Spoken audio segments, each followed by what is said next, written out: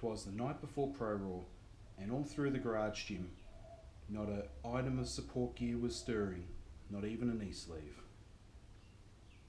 I didn't realise this had poems in it as well.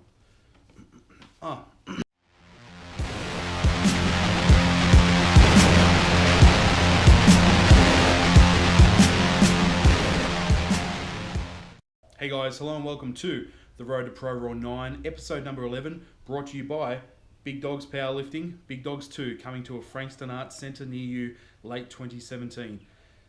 My name, of course, is Ben Winstone. Thank you for joining me as always, I appreciate it. And yes, it is the evening of Saturday, March the 18th, the night before ProRaw. The Road to ProRaw 9 is coming to an end very quickly, so one more sleep. We're counting down the hours, so I thought I'd come out here for one more time, or perhaps the second last time, and have a quick chat and just preview the event tomorrow and get some thoughts out of my head and sort of see how it's all going.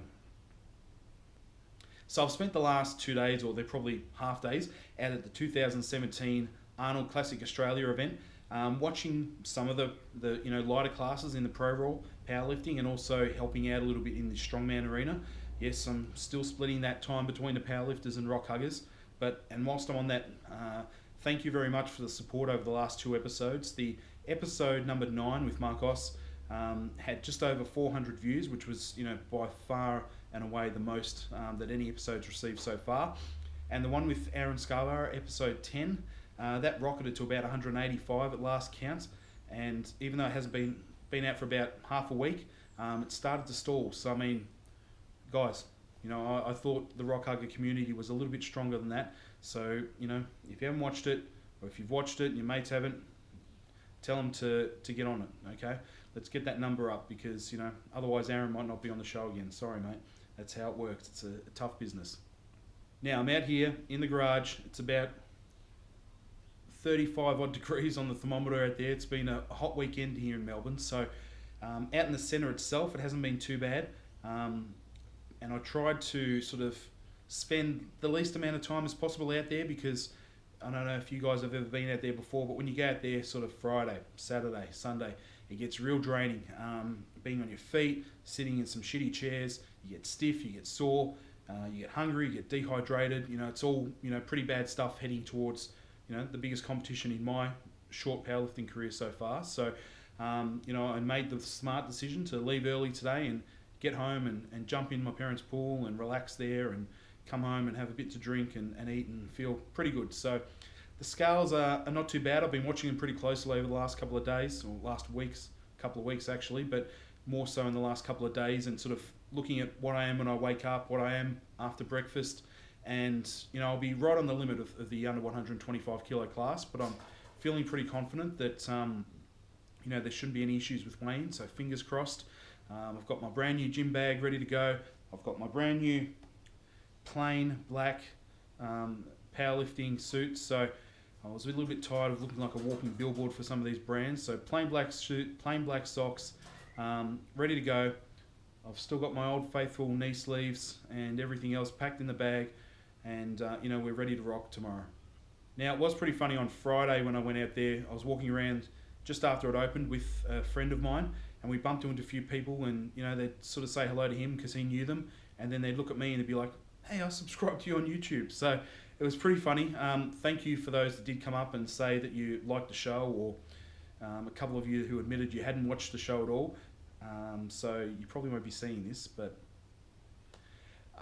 thank you for those that did. There was particularly one guy in a wheelchair that, I'm sorry, I forgot your name. I'm a little bit terrible with names. Now, it was a little bit crowded in there, so I stepped aside to let him come through, and as he rolled through, he stopped and he said, "Hey brother, I watched the show," and he's like, "What's going on? Why aren't you wearing knee wraps, you pussy?" So it was pretty harsh, and then the abuse continued for about another 10 or 15 minutes. So, but I did make a bet with him that if I hit my third squat on Sunday, he'd have to do a wheelie in that wheelchair for about 15 seconds. So, buddy, if you watch this in time, or regardless, I'm going to be looking for you, mate, Sunday afternoon if I hit that third squat. So you've got to hold up your end of the deal. Everyone I've bumped into, they've said, "How are you feeling? You ready for Sunday?" All that sort of stuff. And you're like, "Yeah." So, you know, it's just one of those things. I just want to wake up tomorrow and take it as it comes. And, you know, the body doesn't feel too bad. It's a little bit tight in a few areas, but a bit of stretching tonight and tomorrow. And, you know, hopefully it'll limber up a little bit and we'll just see how it goes. You know, there's no real pain anywhere. Things are feeling pretty good, in all honesty. So, you know, I know a couple of other guys in the 125 kilo class have sort of said, you know, how you feeling? Got any injuries and stuff like that? So I don't know what's happening there. But from what I'm told, there's sort of maybe 3 or 4 guys that'll be battling it out for the podium, and then there's potentially another sort of 3 or 4 that, myself included, that will be sort of battling out, I guess, the best of the rest. So there might be 2 battles in the one class, and hopefully it's reasonably entertaining to watch for guys that are there. And from what I've seen over the last 2 days, it is almost it is standing room only.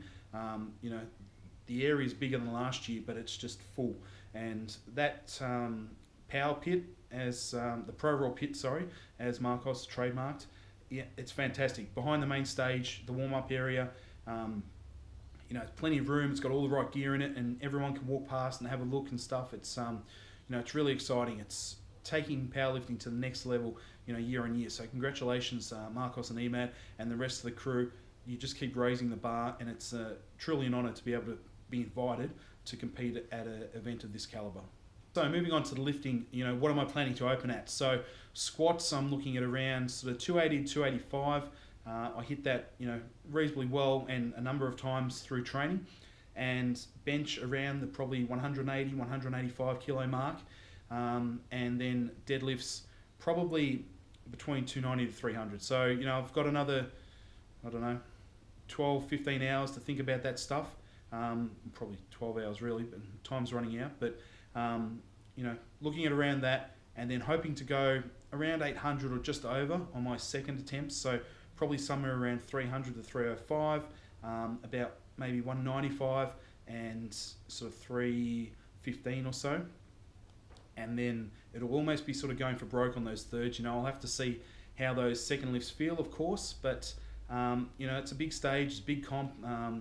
You know, do you play it safe? You just sort of roll the dice a little bit and see what happens. So, you know, if that sort of second pack, that battle that I was talking about earlier, is real close by the time those deadlifts come around, then, you know, I might have to sort of go a little bit out of my comfort zone and really strive and push, you know, above what I sort of planned for my third lift. So we'll just play it as it comes on the day. I've chosen my handler, my friend Brody. Has been with me since the start, since I totaled 640 in a novice comp back in July 2014, I think. So, you know, he and I work really well on comp day. It's really important to find someone that, you know, can sort of take the stress off you and help you almost turn into a robot a little bit and sort of switch off the brain from thinking about, you know, things other than just lifting and you know, hey, here's your warm-ups, it's loaded, lift it 3 times, lift it 2 times, lift it 1 time, whatever it is, and then, you know, relax. You've got 6 people to go, and you can just kind of sit around there a little bit like a caged animal, literally, in the ProRaw pit, and then come out and fire once you're on the main stage. So definitely looking forward to that, and, you know, really hoping that the last 11 or 12 weeks or so has, you know, I can really do it justice, I guess. And to me, some of the difficulties I've faced in my personal life in the last 3 months or so, that I can't quite share here for a number of reasons, but just walking through those doors tomorrow with that athlete wristband on, that's victory in itself as far as I'm concerned, to actually make this event in one piece, mentally and physically. It's been one of the toughest journeys of my life. So it's certainly something I'm proud of, and whatever happens on the platform, you know, is just almost, you know, it's just the cherry on top, I guess. But that's about it, guys. I don't want to keep you guys for too long. I am limited in time anyway as to how long I've got to prepare and upload this video tonight. But as always, you can follow me on Instagram at, hey now, The White Juggernaut. And, you know, I've left out the Snapchat feedback and stuff this week. Obviously, I'll be making a ProRaw recap episode, so I'll include a bit more there. And look, if I can try and rope in a special guest or 2, I will, but it's just things, chaos. They're all over the place at the moment. So, but thank you, as always, for watching.